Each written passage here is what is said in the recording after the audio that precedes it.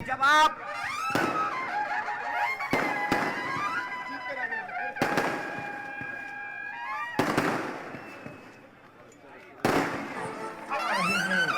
सबके दिल में बसने वाले जितेंद्र आव्हाड साहस।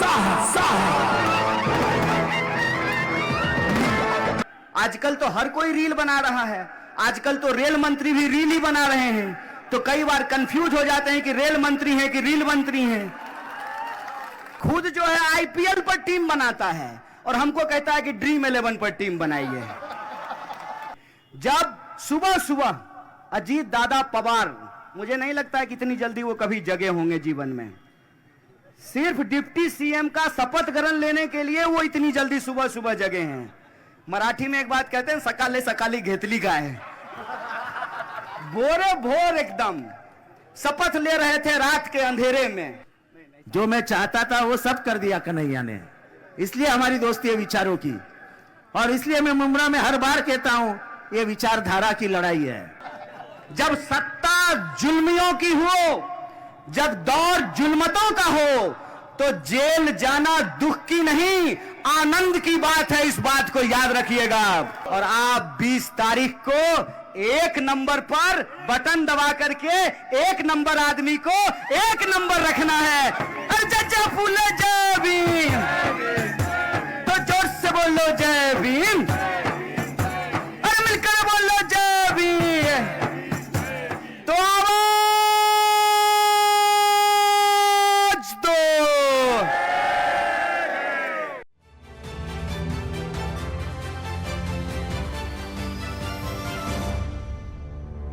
महाराष्ट्र के अलावे दूसरे राज्यों में घूम करके आया हूं, उससे एक सबक लेकर के आया हूं और मैं आपके सामने रखना चाहता हूं। पहला सबक यह है, ताजा तरीन घटना है हरियाणा का। हरियाणा में इंडिया अलायंस जीत रही थी, हमारी सरकार बन रही थी, तमाम सर्वे और रिपोर्ट कह रहे थे कि हम चुनाव जीत रहे हैं।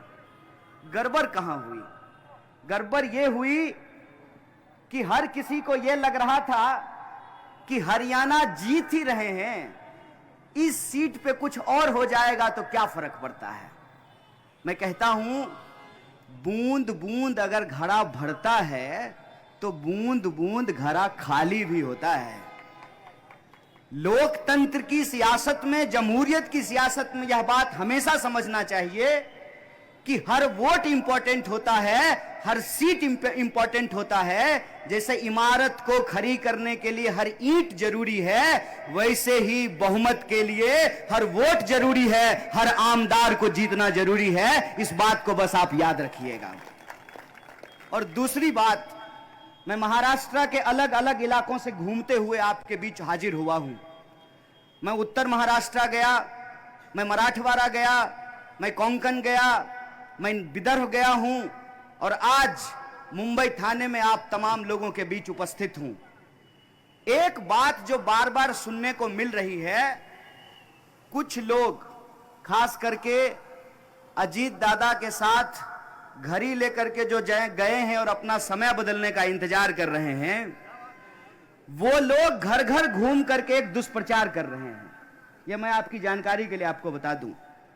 वो ये दुष्प्रचार कर रहे हैं कि हमको वोट दे दीजिए। खास करके जो भाजपा विरोधी वोट है महाराष्ट्र के भीतर, उनके पास जा रहे हैं और कह रहे हैं कि आप हमको वोट दे दीजिए, क्या पता 23 तारीख को हम भी पलट जाएं।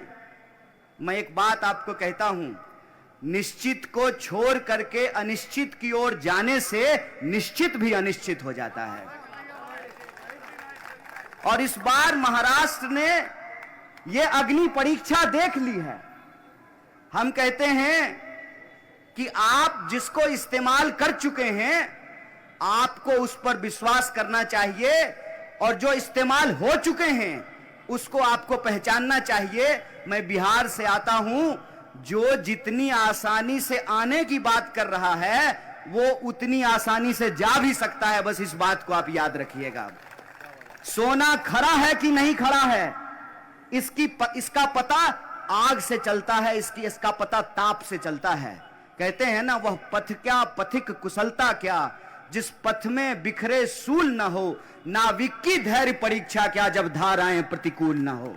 जब महाराष्ट्र के साथ खड़ा होने की बात आई, जब अपना ईमान बचाने का बात आया, तो कौन लोग महाराष्ट्र के साथ खड़े रहे और कौन अदानी के पास जाकर के अपना ईमान बेच दिए, उसको पहचानने का यह वक्त है। इस बात को आप याद रखिएगा। मैं आ रहा था, जिधर आप मुंह घुमाइए उधर महायुक्ति का बड़ा बड़ा पोस्टर लगा हुआ था। तो हम देखे कि उसमें पहचानने का कोशिश कर रहे थे। एक चेहरे पे कई चेहरे लगा लेते हैं लोग, बहुत सारे चेहरे थे उस पर। मेरे मन में एक सीधा सवाल आया कि इतना चेहरा लगाने का क्या जरूरत है? खाली अदानी जी का फोटो लगा दीजिए, बाकी सब तो उनकी ही चौकीदारी कर रहा है।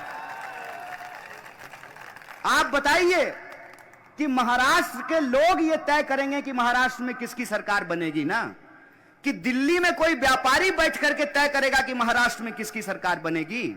डॉक्टर बाबा साहब भीमराव अंबेडकर ने, महात्मा गांधी ने, पंडित जवाहरलाल नेहरू ने, सरदार पटेल ने, मौलाना अबुल कलाम आजाद ने, इन लोगों ने एक संविधान दिया है हमको, जिस संविधान के तहत यह तय किया गया है कि रानी के कोख से राजा नहीं पैदा होगा, जनता का सेवक जनता के वोट से चुना जाएगा।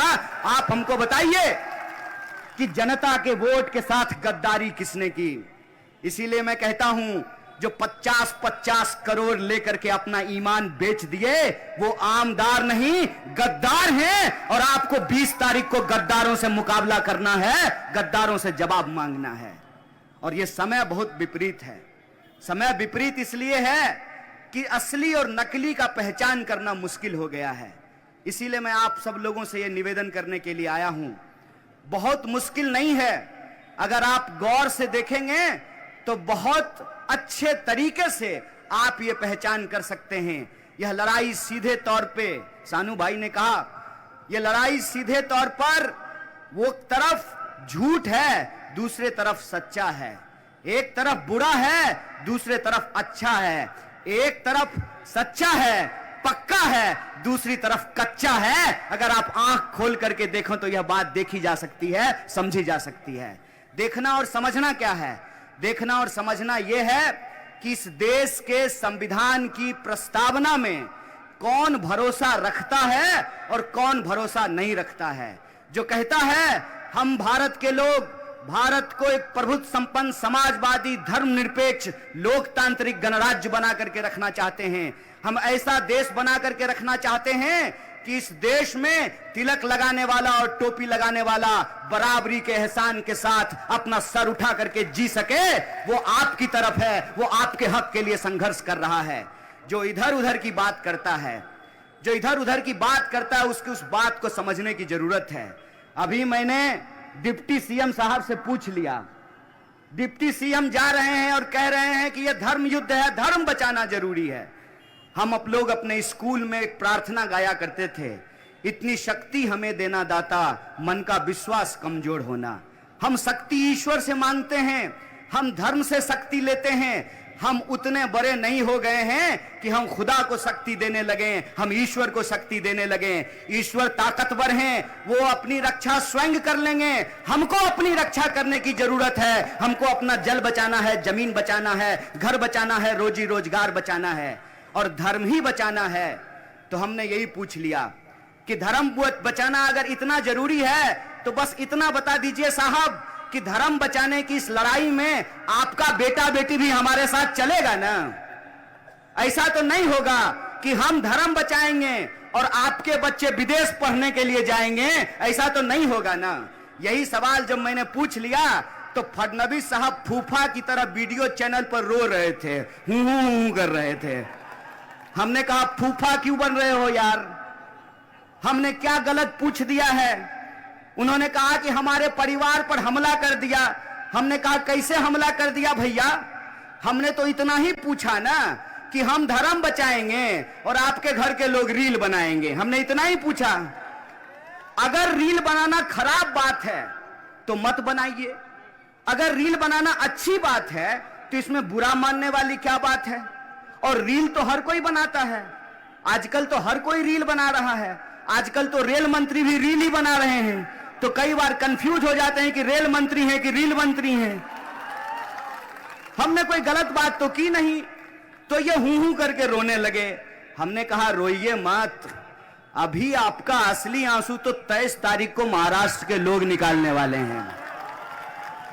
और ये आंसू वो इसलिए निकालने वाले हैं कि पिछले 5 साल आपने लोगों के आंखों में आंसू दिए हैं। यहां के लोगों का रोजी रोजगार छीना, लोगों के घर छीन रहे हैं, यहां की फैक्ट्रियां बाहर भेज रहे हैं, यहां का काम धंधा दूसरे राज्य में पहुंचा रहे हैं, और बेशर्मों की तरह एक व्यापारी के साथ बैठ करके महाराष्ट्र का सौदा कर रहे हैं। ऐ महाराष्ट्र के आम आवाम, मेरा आपसे निवेदन है कि इन गद्दारों से मुकाबला कीजिए, जमहूरियत की ताकत से, वोट की ताकत से मुकाबला कीजिए। और एक बात को याद रखिएगा, हमारे एक भाई ने कहा कि हम बाय चॉइस यहां हैं। बिल्कुल ठीक बात है, हम सब बाय चॉइस यहां हैं, बाय चांस यहां नहीं है, बाय चॉइस यहां पर हैं। और बाय चांस इसलिए नहीं है कि 8 लाख लोगों ने पिछले 10 साल में भारत का पासपोर्ट छोड़ करके दुनिया के दूसरे देशों की नागरिकता ले ली। 8 लाख लोगों ने। हम बाय चॉइस भारतीय हैं, वरना हम भी अक्षय कुमार की तरह कनाडा का पासपोर्ट लेकर के देश की मिट्टी से बना हुआ कजारिया टाइल्स बेच रहे होते हैं। जो लोग अपना खून पसीना इस मिट्टी में देता है, वो किसान जो यहां की फसलें उगाता है, वो मजदूर जो मकान बनाता है, सड़कें बनाता है, फैक्ट्रियों में काम करता है, वो ठेला रिक्शा चलाने वाला, दुकानदारी करने वाला, नौकरी करने वाला, बिजनेस करने वाला, अपने खून पसीने की कमाई से अपने परिवार का भरण पोषण करने वाला जो मेहनत कश आवाम है, यह देश जितना महल वालों का है उतना ही झोपड़ी वालों का है। इस बात को याद रखिएगा। और हमारी ताकत हमारा वोट है। हमारी ताकत जमहूरियत में वो जो बात लिखी गई है उस मूल्य पे हमको चलना। और वो मूल्य क्या है? वो मूल्य ये है कि अगर इस देश में 16 लाख करोड़ रुपया प्रधानमंत्री जी के दोस्तों का माफ किया जा सकता है, तो हम महाराष्ट्र की आम आवाम का बिजली बिल माफ करेंगे, क्योंकि ये देश उनका भी है। यही संकल्प हम लेकर के आए हैं। आप महाविकास आघाड़ी के गारंटी को उठा करके देखिए।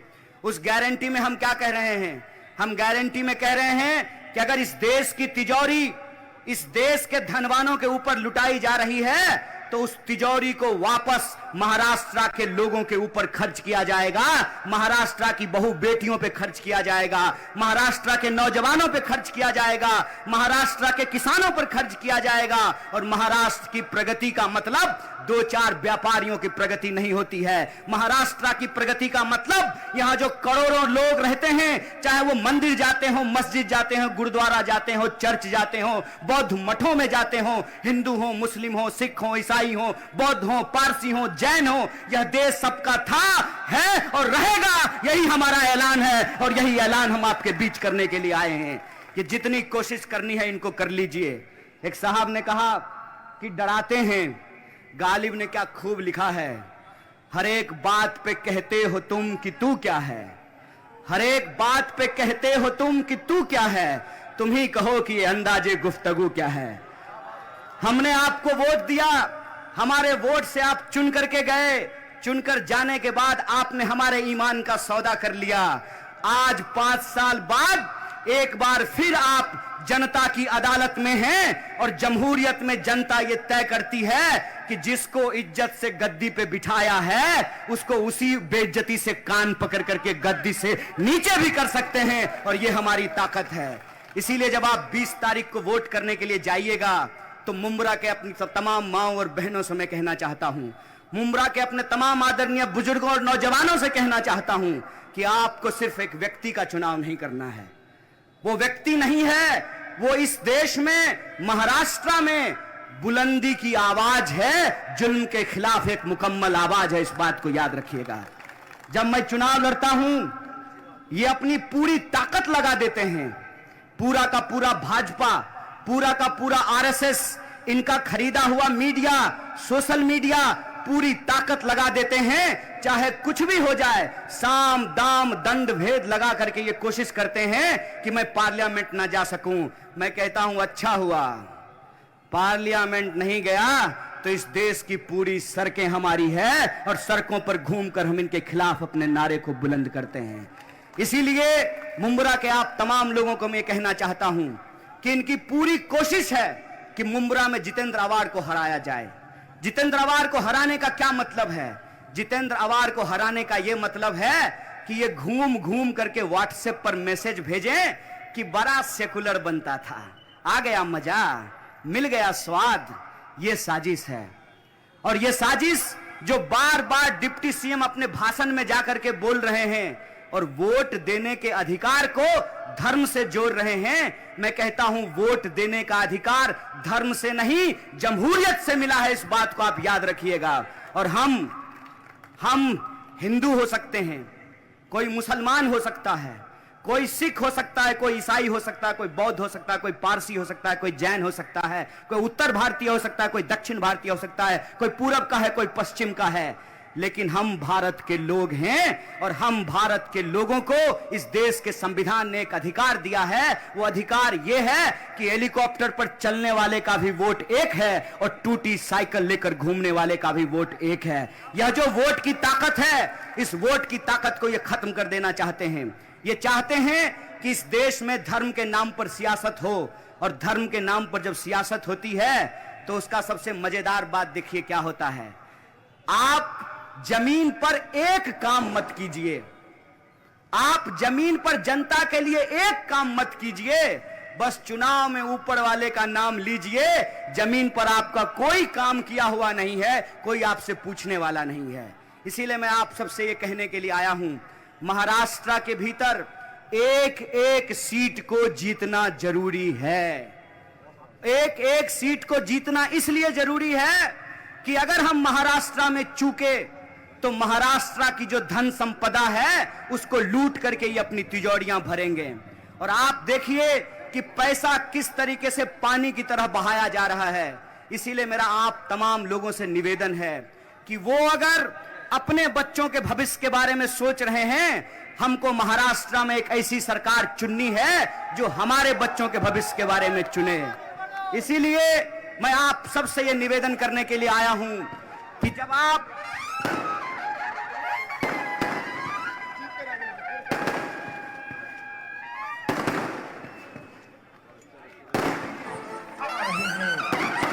दिल में बसने वाले जितेंद्र आवार साहस साहस साहस।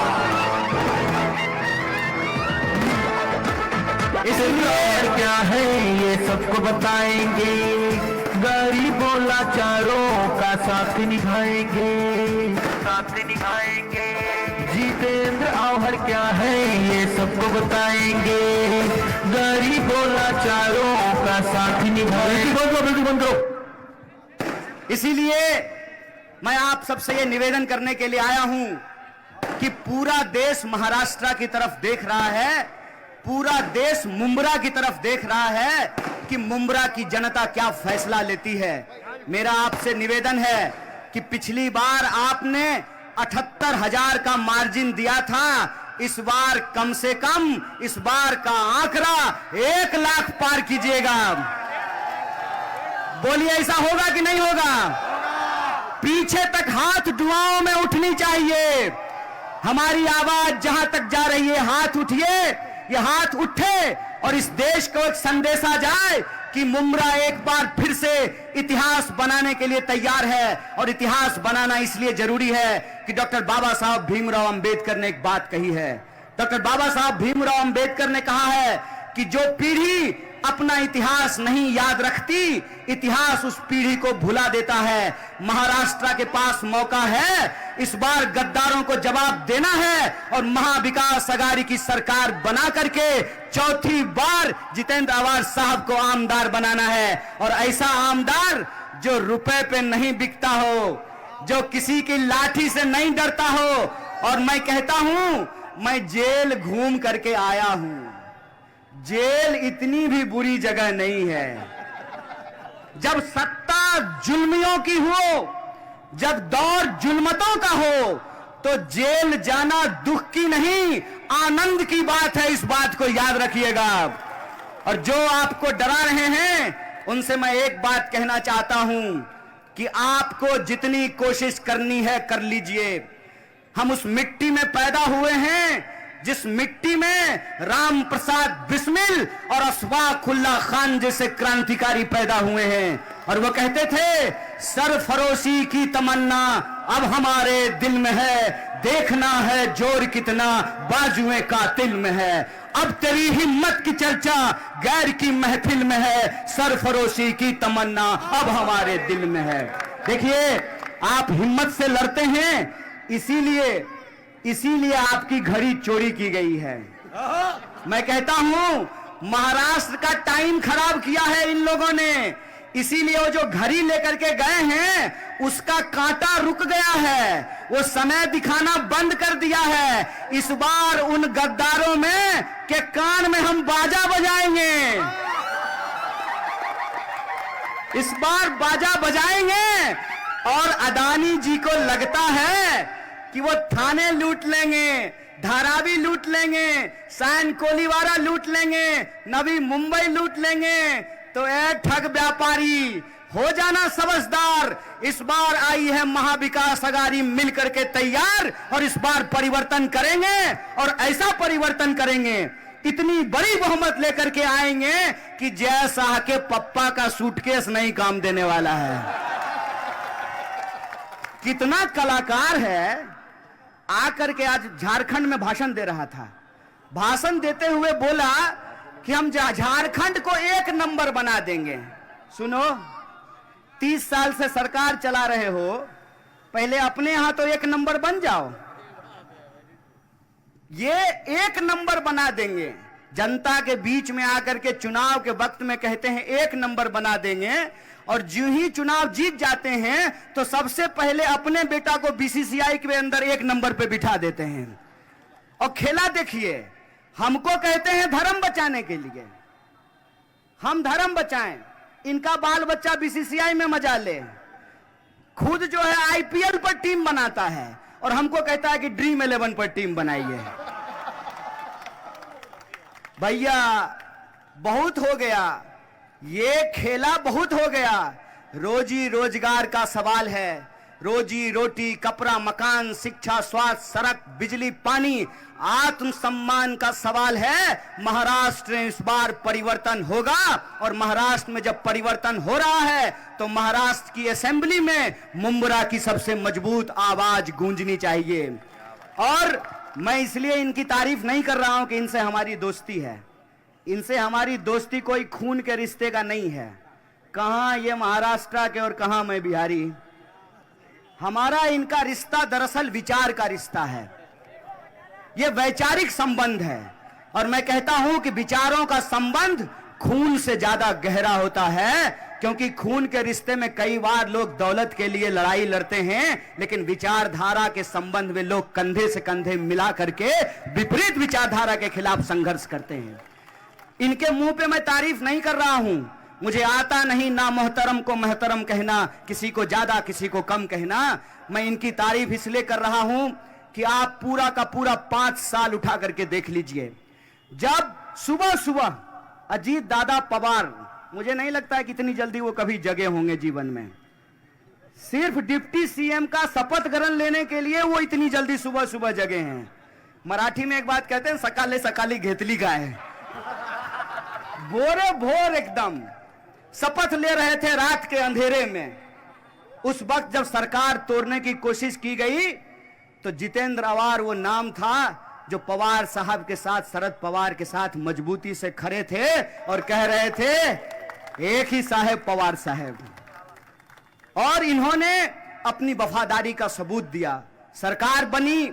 जब जब उस सरकार में संविधान के खिलाफ कोई परिस्थिति उत्पन्न करने की कोशिश की गई, ये मजबूती से उसके खिलाफ उठ करके खड़े हुए।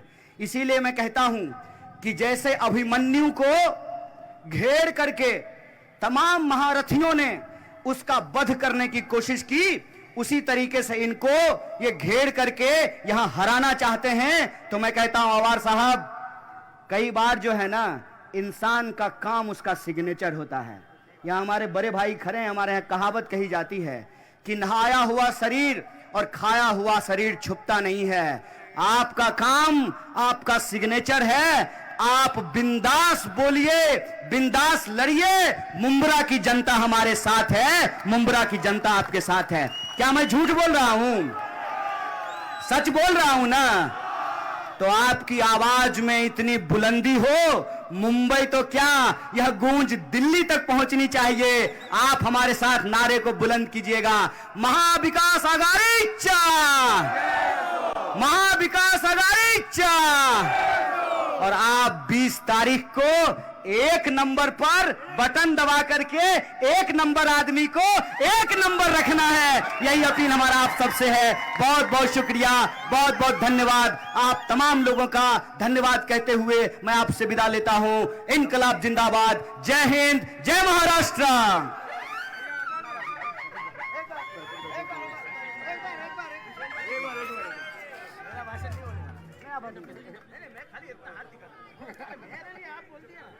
साथियों, आप हमारे साथ एक नारे को बुलंद कीजिएगा। अरे जय जय जय जय जय वीर, अरे जय पेरिया जय वीर, अरे जय जय फूले जय वीर। तो जोर से बोलो जय वीर, अरे मिलकर बोलो जय वीर। तो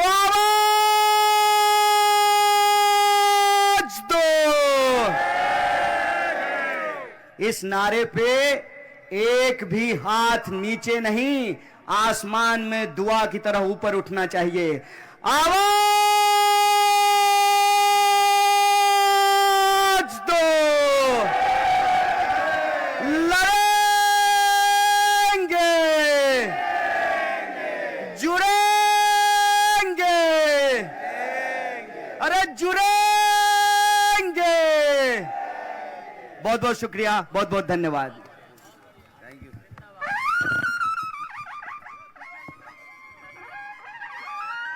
कन्हैया ने इतना तोफ गोला डाल दिया है, अब मैं क्या और बॉम्ब पर डालूं? जो मैं चाहता था वो सब कर दिया कन्हैया ने। इसलिए हमारी दोस्ती है विचारों की, और इसलिए मैं मुंब्रा में हर बार कहता हूं ये विचारधारा की लड़ाई है। सब बदल सकता है, रास्ता बदल सकता है, पानी बदल सकता है, लाइट बदल सकता है, लेकिन जिस दिन विचारधारा बदल गई, ना ये देश रहेगा, ना तुम रहोगे, ना हम। तो इसलिए विचारधारा की लड़ाई में हमको एमवीए का साथ देना है, इंडिया अलायंस का साथ देना है। और इस बार 20 तारीख को बड़े से बड़े बहुमत से महाविकास आघाड़ी को सत्ते पे लाना है, सत्ता दिलानी है। और ये चोरों की, कॉन्ट्रैक्टरों की, गद्दारों की सरकार उठाकर